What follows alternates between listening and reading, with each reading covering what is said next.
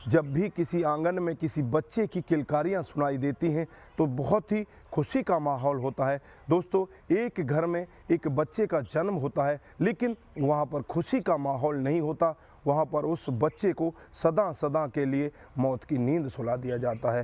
दोस्तों, एक 15 साल की लड़की यूट्यूब देखकर एक बच्चे को जन्म देती है और जन्म देने के बाद ही उस बच्चे को सदा सदा के लिए गला दबाकर मौत की नींद सुला देती है। दोस्तों, उसके बाद उस लड़की को बहुत ही ज़्यादा ब्लीडिंग होती है और ब्लीडिंग होने के कारण से उसे उसकी माँ नज़दीकी एक प्राइवेट हॉस्पिटल में लेकर जाती है और वहाँ जाकर जब खुलासा होता है तो बहुत ही चौंकाने वाला खुलासा होता है।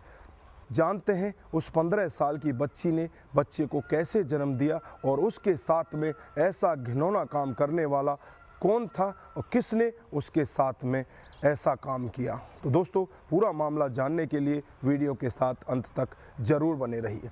नमस्कार, जय हिंद। आप देख रहे हैं APH न्यूज़ राहुल रावत के साथ। तो दोस्तों, आज की जो मैं हकीकत की घटना आपको बताने जा रहा हूं, महाराष्ट्र के नागपुर के अमजवारी इलाके की घटना है। यहाँ पर 3 मार्च के करीब शाम को 6 बजे का वक्त था, जब एक माँ अपनी बेटी को एक प्राइवेट हॉस्पिटल के अंदर ले जाती है और जैसे ही डॉक्टर साहब उस बेटी की तरफ देखते हैं तो बहुत ही ज़्यादा ब्लीडिंग हो रही होती है। जहाँ पर वो लड़की खड़ी होती है वहाँ पर जो नीचे का फर्श होता है वो भी खून से लथपथ हो जाता है। आनन फानन में ही उस लड़की को हॉस्पिटल के अंदर ICU वार्ड में ले जाया जाता है और उसका उपचार में डॉक्टर साहब लग जाते हैं। लेकिन बड़ा सवाल कि इस लड़की को ब्लीडिंग क्यों हो रही है। जब उसकी माँ से पूछा जाता है तो उसकी माँ यही कहती है कि ये एक बच्चे को जन्म देकर आई है। की टीम होती है, उनके भी हाथ पैर फूलने लगते हैं और तुरंत ही नज़दीकी पुलिस स्टेशन में कॉल किया जाता है और पुलिस भी मौके पर पहुंच जाती है। उस लड़की का उपचार ही चल रहा होता है। जब उसकी माँ से पूछताछ की जाती है तो उसकी माँ यही कहती है कि मुझे कुछ भी नहीं पता कि मेरी बेटी ने कैसे बच्चे को जन्म दिया। मैं तो यही समझ रही थी इसकी गैस की वजह से इसका पेट फूला हुआ है। अब भी चेकअप करते हैं तो डॉक्टर साहबों को भी साफ पता चल जाता है कि ये बच्ची अभी किसी बच्चे को जन्म देकर आई है। अब डॉक्टर साहबों के लिए भी बड़ा सवाल कि इस बच्ची के साथ में ऐसा घिनौना काम करने वाला कौन है। पुलिस भी हरकत में आती है, पुलिस भी जानने पहचानने की कोशिश करती है। अड़ोसी पड़ोसियों से पूछताछ की जाती है। इधर जो लड़की की हालत है वो बहुत ही ज़्यादा नाजुक होती है। इधर जो पुलिस होती है अड़ोसी पड़ोसियों से उसके घर के पास पहुंच जाती है और वहां जाकर पता करते हैं तो अड़ोसी पड़ोसियों से भी कुछ भी नहीं पता चलता, क्योंकि वो लड़की अपने घर के अंदर ही कैद होकर रहने लगती है। फिर अगले दिन जब उस लड़की को होश आता है और जब पुलिस वाले उससे पूछताछ करते हैं तो एक बहुत ही चौंकाने वाला खुलासा वहाँ पर होता है। वो लड़की बताती है कि मैं इंस्टा ID चलाया करती थी, मैं 12वीं क्लास की स्टूडेंट हूँ। स्कूल से आने के बाद मैं अपनी ID पर डेली एक फ़ोटो अपलोड किया करती थी और मेरे फ़ोटो पर एक लड़का डेली कमेंट किया करता था जिसका नाम रमेश ठाकुर होता है और वो मेरे से यही कहा करता था कि आज मैंने तुम्हें यहाँ से निकलते हुए देखा है।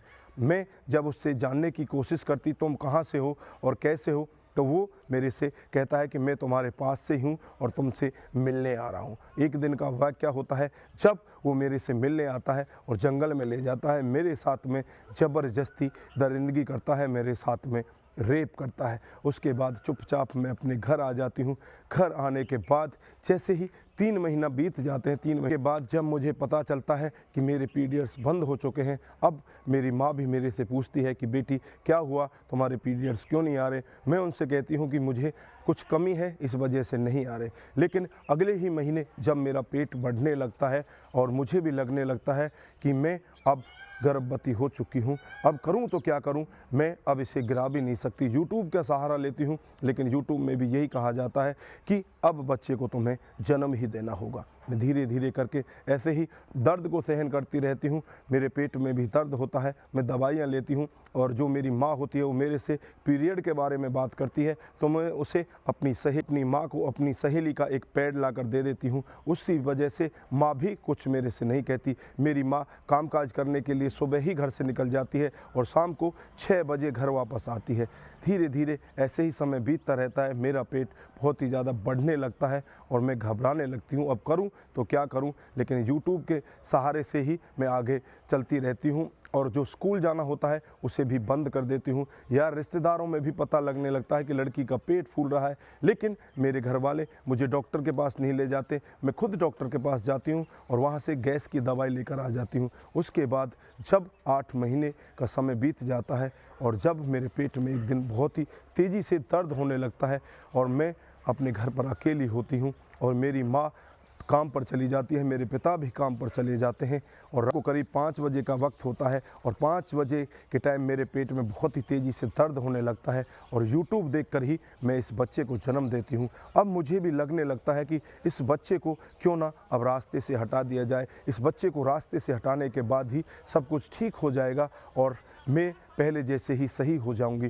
फिर मैं उस बच्चे का गला दबाती हूँ और गला दबाकर उसे एक बैग के अंदर बंद कर देती हूँ, लेकिन मेरी बहुत ही ज़्यादा ब्लीडिंग होने लगती है, जिसकी वजह से मेरी हालत बहुत ही ज़्यादा खस्ता हो जाती है। मेरी माँ जब 6 बजे आकर देखती है तो मैं अपनी माँ को सब कुछ सच सच बता देती हूँ। मेरी माँ के भी पैरों तले ज़मीन खिसक जाती है और फिर मेरी माँ आनन फानन में ही मुझे हॉस्पिटल में ले जाती है। दोस्तों, बड़ा सवाल कि वो लड़का उसके साथ में ऐसी दरिंदगी करके वहाँ से भाग जाता है। फिर उस लड़की से पूछा जाता है कि वो रमेश ठाकुर कौन है, तो लड़की कहती है कि मैं उसे ज़्यादा नहीं जानती, बस मैं उसे इतना जानती हूँ कि वो मेरे इंस्टाग्राम आईडी पर मेरा फ्रेंड था और मुझसे मिलकर मेरे साथ में इतना घिनौना काम कर जाता है। पुलिस एकदम से एक्शन मोड में आती है और रमेश ठाकुर की जाँच पड़ताल में लग जाती है और जल्द ही उसका खुलासा करने की दावा करती है। पुलिस कहती है कि जल्द ही रमेश ठाकुर को पकड़ लिया जाएगा, उसके खिलाफ पॉस्को एक्ट लगाया जाएगा और उसे सदा सदा के लिए जेल के अंदर भेज दिया जाएगा। तो दोस्तों, यहाँ पर आप क्या कहना चाहते हैं? यहाँ पर आपको किसकी ज़्यादा कमी लगती है? क्या माँ बाप की आंखें बंद थीं? क्या माँ बाप इतना भी नहीं सोच सकते थे कि तुम्हारी बेटी का पेट फूला हुआ है, इसे डॉक्टर के पास जाकर चेकअप कराएं?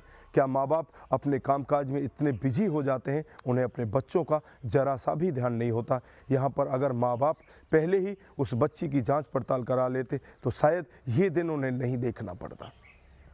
तो दोस्तों, यहाँ पर ऐसे माँ बाप के बारे में आप क्या कहना चाहते हैं? मैं तो बहुत ही ज़्यादा कमी देखने को मिलती है।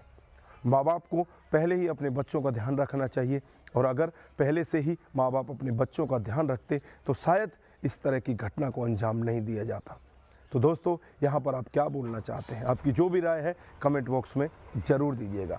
दोस्तों, इस घटनाक्रम को सुनाने का उद्देश्य किसी को बरगलाना, किसी को बहकाना, किसी पर किसी प्रकार का दबाव बनाना नहीं है। हमारा उद्देश्य बस यही है कि आप लोग जागरूक हों और ऐसे क्राइम के बारे में जानें जो डे बाई डे हमारे समाज में बढ़ते जा रहे हैं।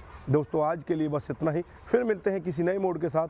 तब तक के लिए आप अपना ख्याल रखें, अपने बच्चों का विशेषकर ख्याल रखें, उनकी हर हरकत पर ध्यान रखें। वो क्या कर रहे हैं, कहाँ जा रहे हैं, किसके साथ बैठ रहे हैं, किसके साथ उठ रहे हैं, ये ध्यान रखना खुद माँ बाप की जिम्मेवारी है। तो दोस्तों, अपनी जिम्मेवारी से पीछे ना हटें, अपने बच्चों के बेहतर भविष्य के लिए उनकी देखरेख जरूर करें। नमस्कार, जय हिंद, जय भारत।